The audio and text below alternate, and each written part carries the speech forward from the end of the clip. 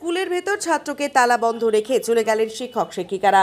এমনই চাঞ্চল্যকর ঘটনাটি ঘটেছে আলিপুরদুয়ার জেলার 2 নম্বর ব্লকের চাপানি 2 নং বিএপি স্কুলে।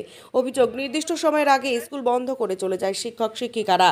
অভিযোগ, পঠন পাঠনও ঠিকঠাক হয় না ওই স্কুলে। সোমবার স্কুল ছুটির নির্দিষ্ট সময়ের আগেই দুপুর 2টো নাগাদ স্কুল বন্ধ করে চলে যান শিক্ষক শিক্ষিকারা। স্কুলের ভেতর থেকে যায় এক শিশু। খবর পেয়ে ঘটনাস্থলে পৌঁছয় স্থানীয় পঞ্চায়েত সদস্য। যোগাযোগ করা হয় স্কুল কর্তৃপক্ষের সাথে।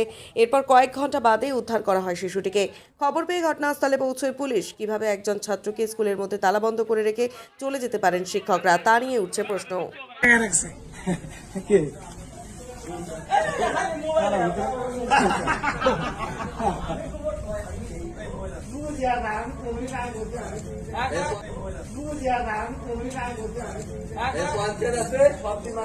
অ্যাকচুয়ালি শিক্ষকদের খুব গাফিলতির ব্যাপার এটা।